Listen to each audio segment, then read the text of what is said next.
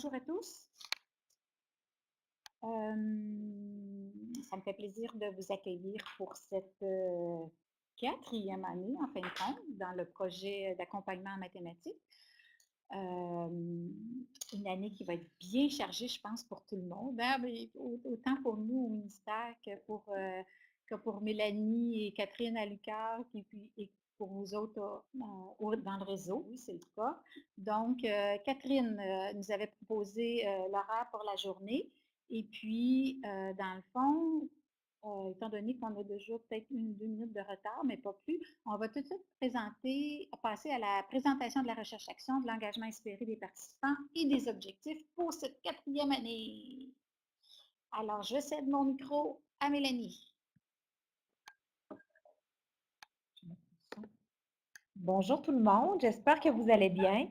Donc, pour cet après-midi, mon mandat devrait peut-être être plus court qu'à l'habitude. Ce qu'on souhaite faire avec vous, c'est vraiment prendre le pouls de vos besoins pour la prochaine année en ayant quand même des rencontres qui sont moins présentes, qui sont pas en face à face, mais qui sont beaucoup plus sur VIA et qui vont exiger de vous d'avoir une participation quand même qui est tout aussi grande qu'elle l'était par les années passées. Et nous, on va quand même être présents pour essayer de vous supporter là-dedans. Donc, je vous rappelle rapidement le but de la recherche-action, lorsqu'elle a commencé, c'est assez particulier parce que la première année, on avait vraiment un mandat de se promener dans les régions puis de pouvoir vous aider à mieux comprendre les assises qui ont mené à la rédaction du programme.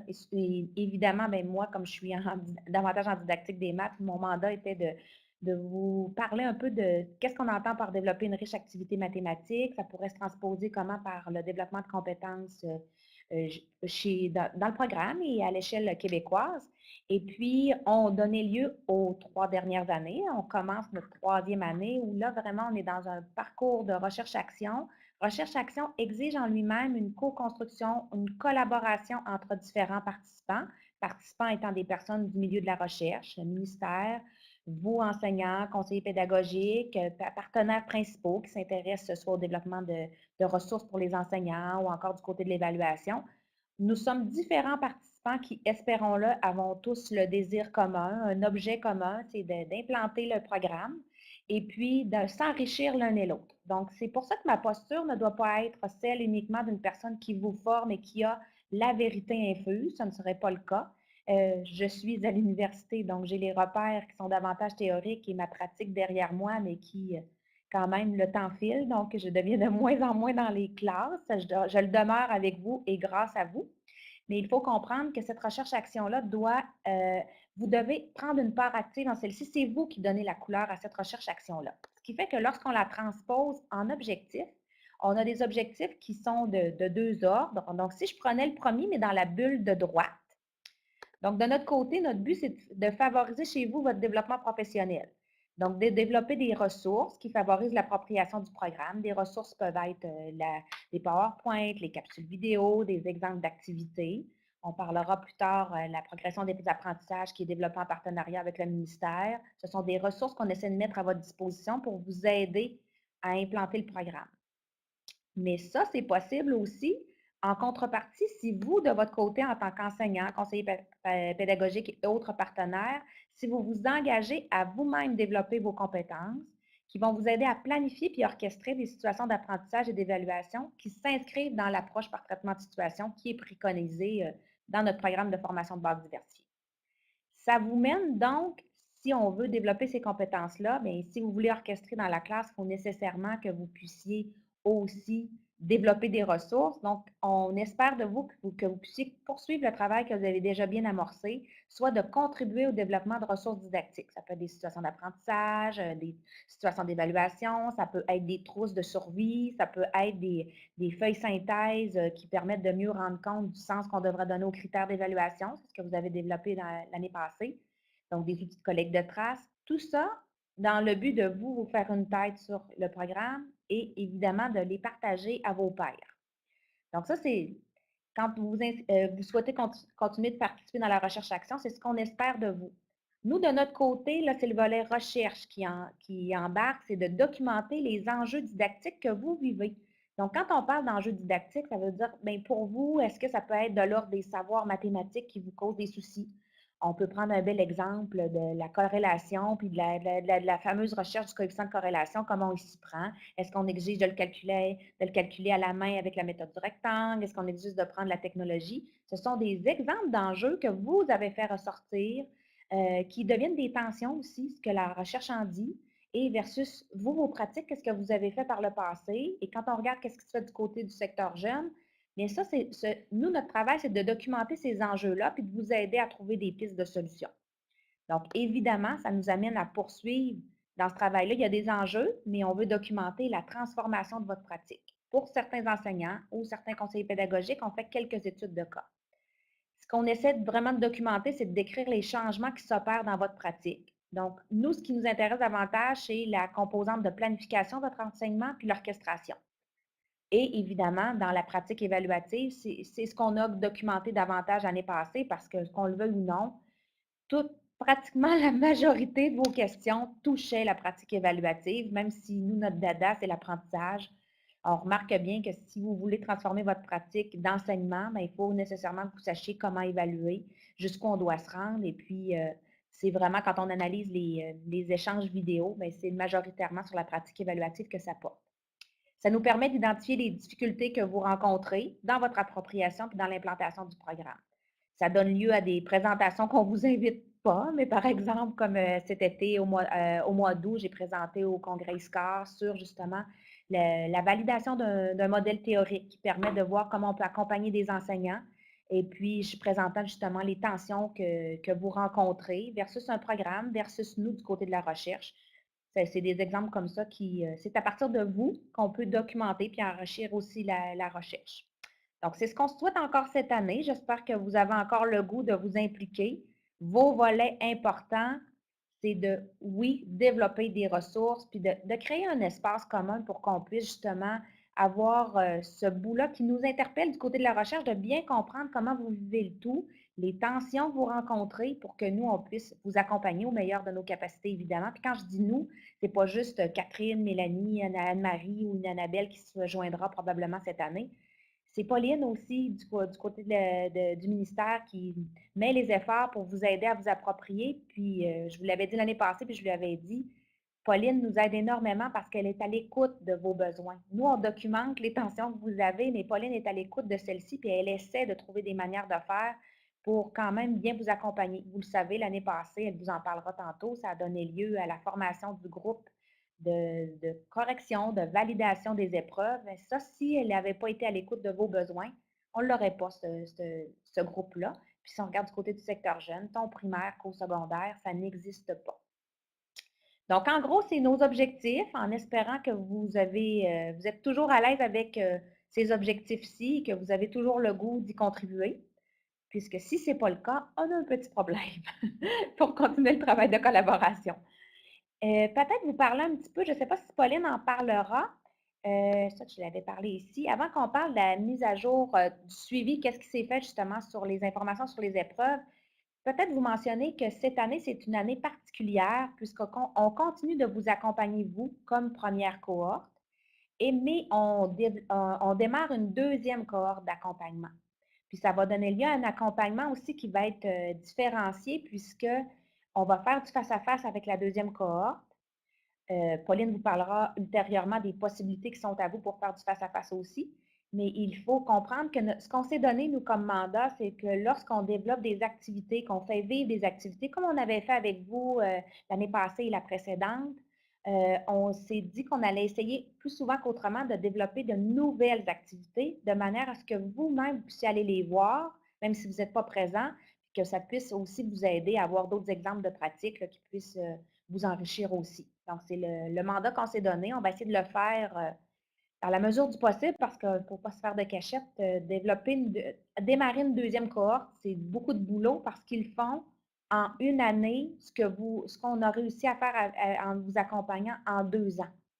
Donc, beaucoup de rencontres avec eux et un temps de réflexion qui sera beaucoup plus court. Donc, on espère que vous allez pouvoir accompagner les personnes de la deuxième cohorte dans leurs interrogations parce que vous avez ce souci, cette analyse qui a déjà été amorcer chez vous et qui peut enrichir les nouveaux qui commencent. Donc, c'est ce qu'on se souhaite. Alors, je m'arrête ici pour que Pauline puisse vous parler un petit peu de ce qui a été fait en matière d'amélioration des épreuves jusqu'à maintenant. Pauline.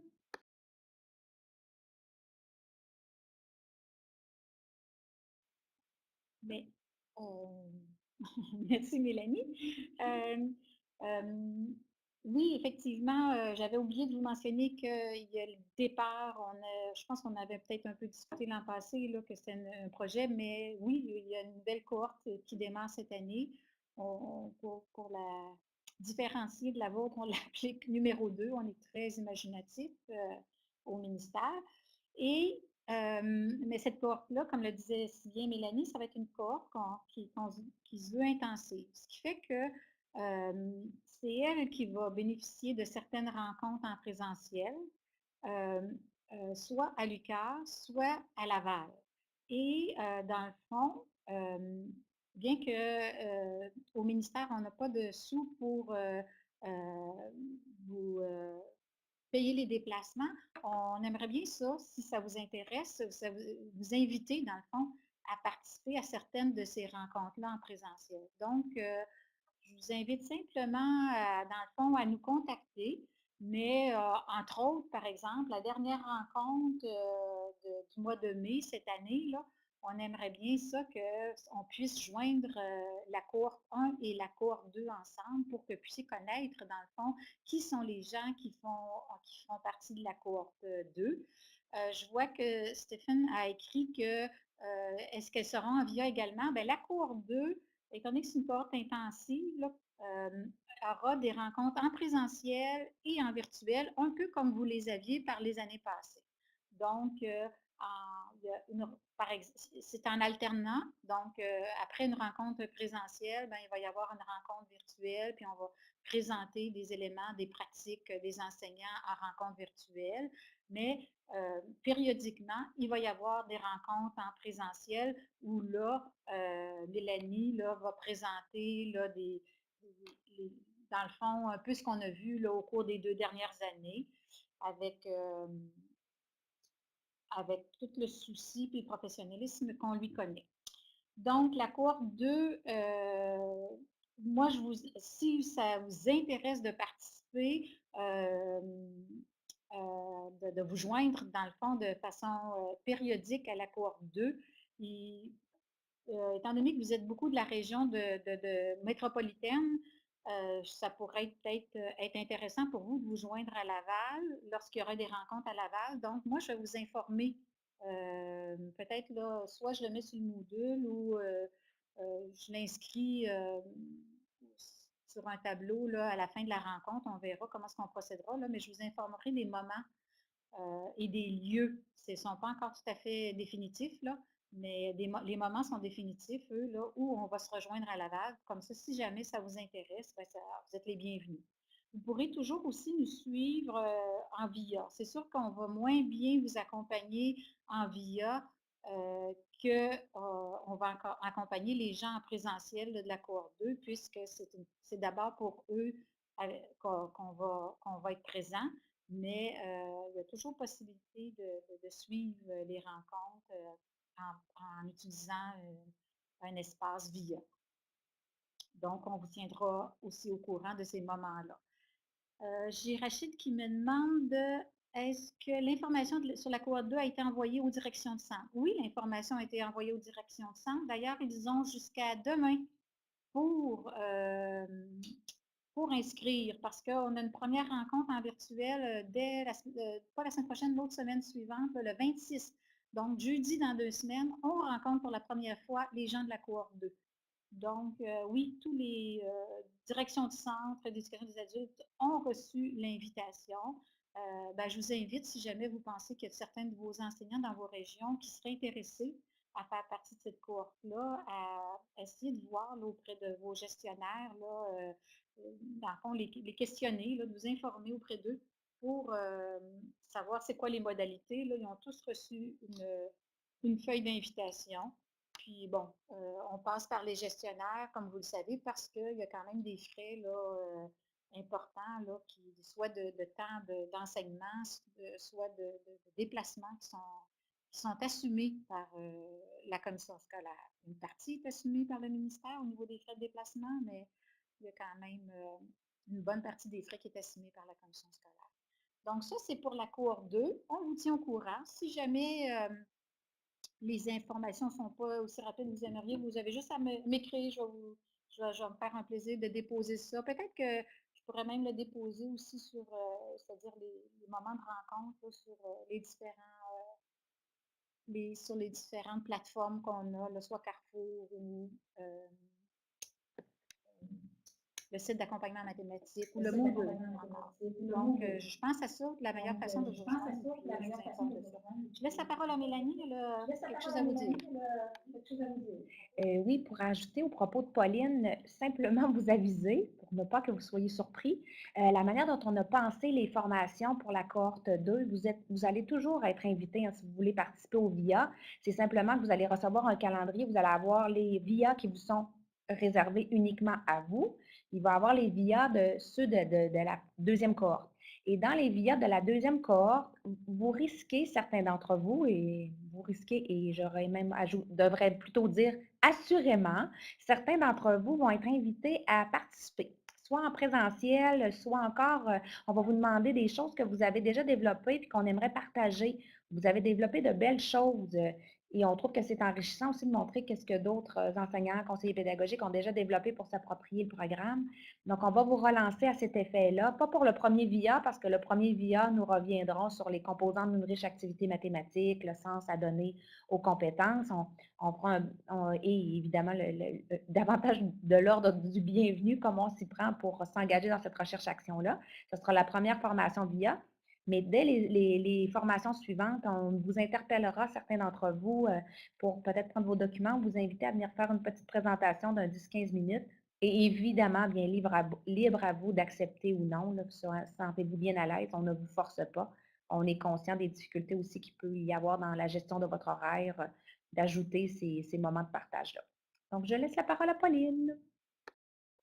Merci. Dans le fond, si on passe tout de suite au point numéro 2, information sur le programme, mise à jour, il y avait 3 points. Un point de correction des épreuves, un point de validation de la progression des apprentissages et un point sur les stratégies de résolution de problèmes.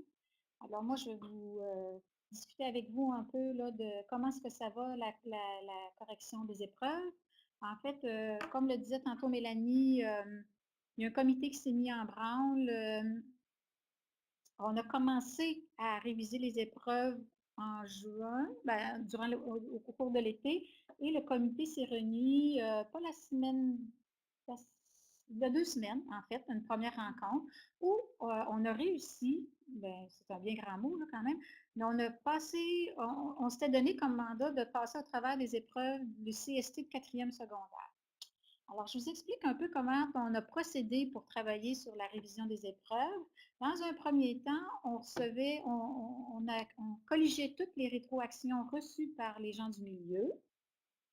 Alors, et je remercie beaucoup ceux qui ont contribué à ces rétroactions-là parce que ça nous permet de faire de meilleures épreuves. C'est notre façon, dans le fond, c'est notre outil de base, dans le fond, pour améliorer les épreuves. Donc, on a colligé toutes les rétroactions qu'on avait reçues à ce jour. Et puis, à partir de là, on a installé une espèce de code là, sur chacune des rétroactions qu'on recevait. Donc, soit suite à la rétroaction, on se disait il faut modifier la question ou la tâche, soit suite à la rétroaction qu'on recevait, on l'ignorait parce que ça avait déjà été demandé par une autre rétroaction ou parce que il y avait une méconnaissance un peu du contenu. Soit on revisitait complètement la tâche parce que c'est arrivé que des fois, on était vraiment passé à côté, donc ça s'exigeait de nous de reprendre la tâche du début. Et en fin de compte, quand on n'était pas passé par ces 3 étapes-là, de modification ou de reconstruction de la tâche au complet, bien là, il nous restait des questionnements qui étaient plus de l'ordre de, je vous dirais, là, des principes qui guidaient l'évaluation. Et puis à ce moment-là, c'est ces questionnements-là qui ont été soumis au comité qui s'est réuni pendant 2 jours, il y a 2 semaines.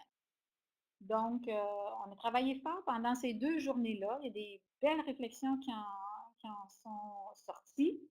Et c'était vraiment fort agréable parce que les gens étaient tous très impliqués et tous soucieux d'offrir au réseau les meilleures épreuves possibles.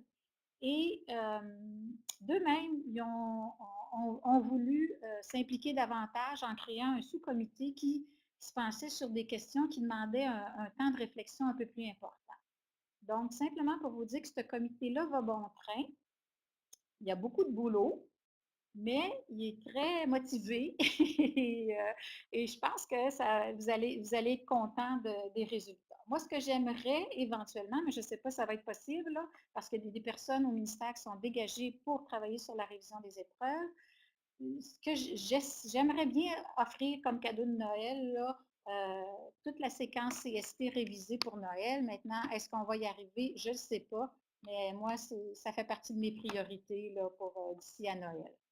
Alors, c'est ce que je voulais vous dire sur ce comité-là. Comme je vous dis, il va se rencontrer encore aussi, si je me rappelle bien, c'est au début février, pour travailler cette fois-là sur la séquence SN et peut-être éventuellement, là, après les réflexions du sous-comité, là, revenir peut-être sur certains petits éléments de principe là, euh, de, d'osmologique, si je peux m'exprimer ici. Donc, c'est tout pour le bout sur la correction des épreuves. Si vous n'avez pas de questions par rapport à ça, je vais passer le micro à Mélanie qui va vous parler des 2 points restants au point 2.